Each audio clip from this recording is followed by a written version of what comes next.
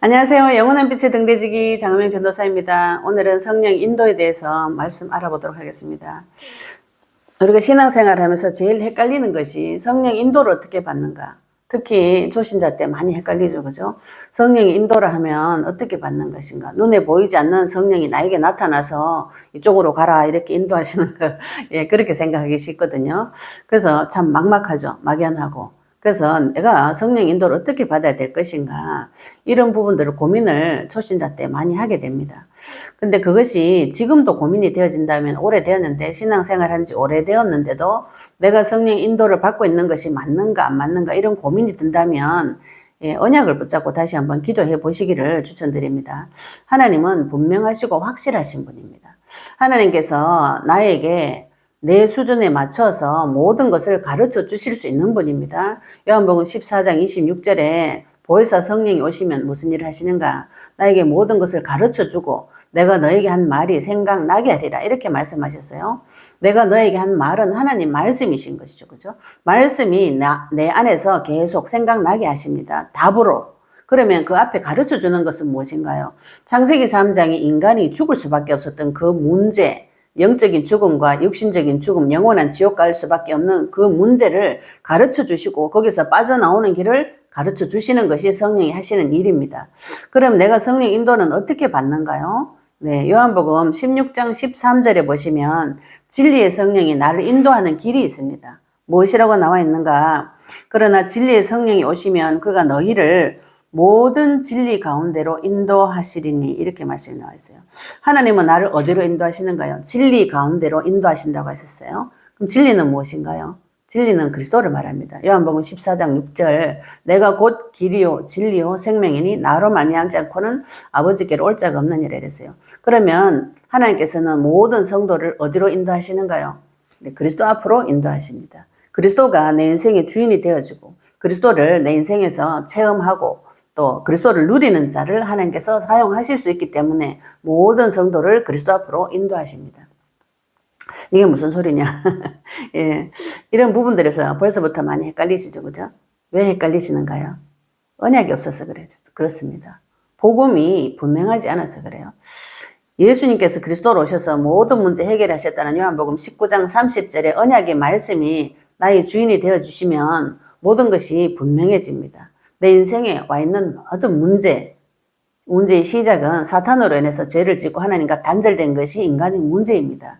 그 문제 해결하시기 위해서 예수님께서 사탄의 머리를 밟으실 참 왕으로 오셨고 죄 문제 해결할 참 제사장으로 오셨고 하나님의 말씀을 통해서 하나님 만나는 길을 열어주는 참 선지자로 오셨습니다. 우리가 그 사실을 믿고 구원을 받았습니다. 구원의 사건이 나에게 하나님의 은혜로 선물로 와졌어요.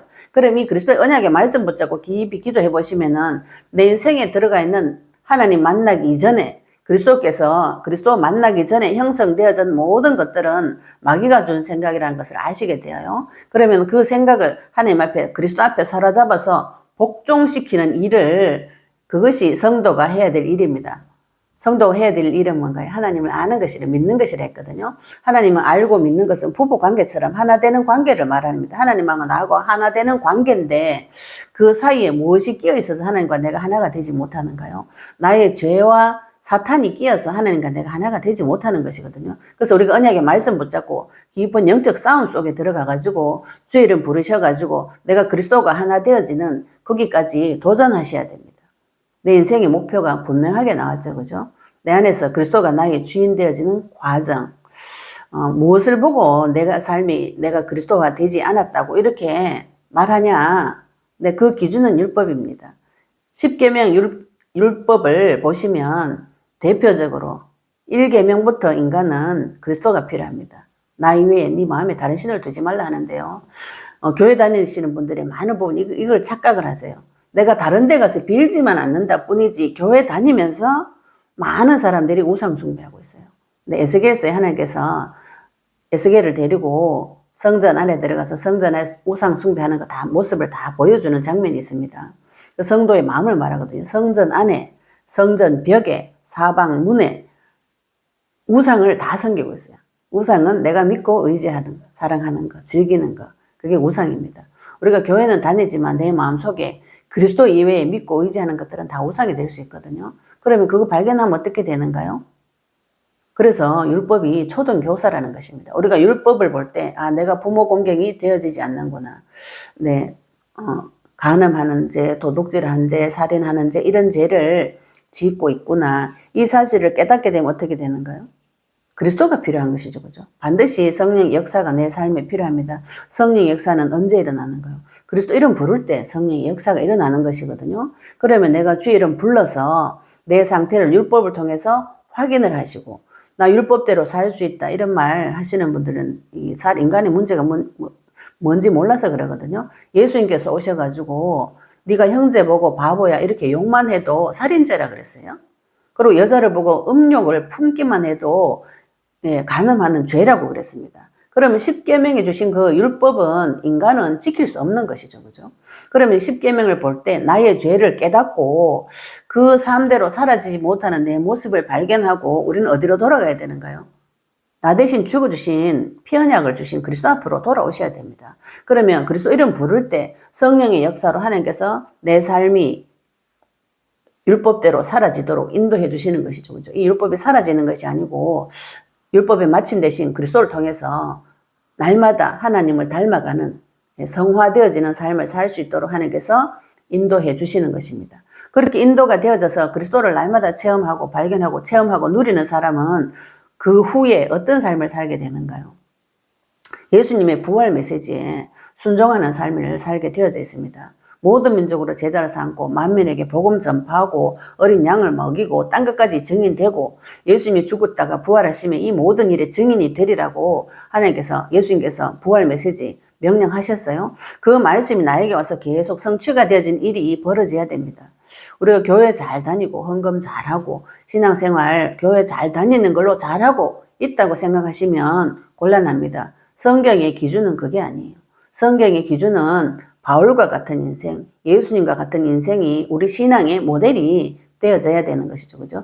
초대교회 성도들의 삶이 우리 신앙의 목표가 되어지면 굉장히 좋은 거겠죠. 네, 그렇게 되어지지 않는다면 고민하셔야 됩니다. 거룩한 고민은 할수록 인간에게 득이 된다고 했잖아요. 그 고민, 내가 왜 성경에 예수님처럼, 바울처럼 사라지지 않는가? 왜 그런가요? 언약이었기 때문에 그런 것이죠. 그죠? 정확한 그리스도의 언약.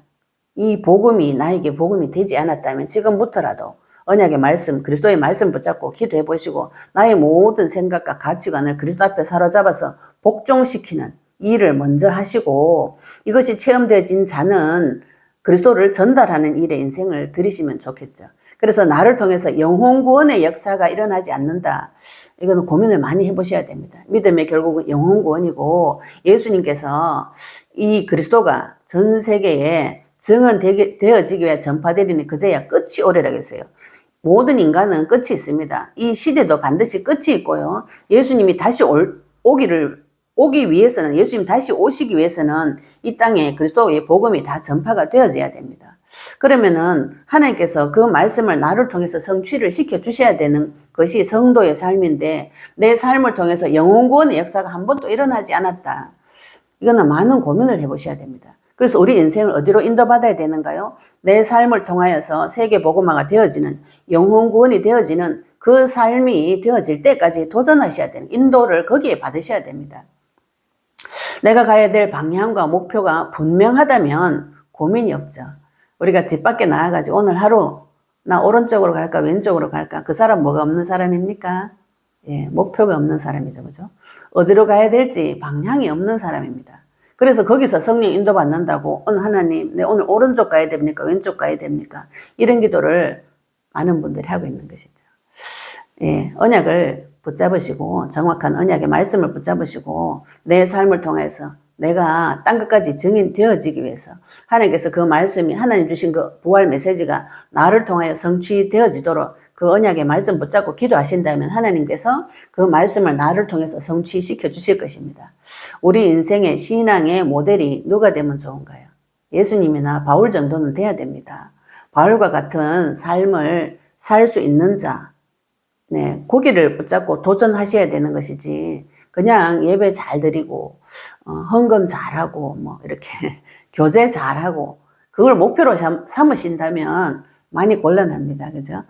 예, 예수님이 다시 오시는 그 길을 준비하는 그 목표, 정확한 표대 있어야 달려가는 것이죠. 바울은 그 표대를 향해서 달려갔다고 그랬습니다. 우리는 어떤가요? 예, 그 표대도 모르고, 예, 그냥 베드로처럼 변화산에 예수님하고 같이 살아요. 이렇게 머무르는 것은 아니신지 인도를 받아보시기 바랍니다. 예, 언약이 모르겠다 이렇게 하시는 분들은 또 제 영상에 언약 붙잡고 하는 기도 올려놨습니다. 블로그에도 기도문 다 올려놨기 때문에 그 언약의 말씀 붙잡고 나의 모든 문제 해결하신 참 선지자 되시고 참 제사장 되시고 참 왕 되시는 그분이 내 안에 주인 될 때까지 도전하시고 인도를 받으시고 내 삶을 통하여서 세계복음화가 되어지는 영혼구원이 계속 일어나는 그런 일들이 내 삶을 통해 성취되어질 때까지 인도 받으시기 바랍니다. 나의 표대가 분명하다면 우리는 달려갈 수 있습니다. 어디를 보고 달려갑니까? 예, 무엇을 인도받고 계신가요? 예, 어떻게 인도받고 계신가요? 예, 우리가 무엇을 보고 달려가야 되는지, 내 인생에서 하나님께서 무엇을 하시기를 원하시는지 하나님 앞에 계시를 받으시기 바랍니다. 감사합니다.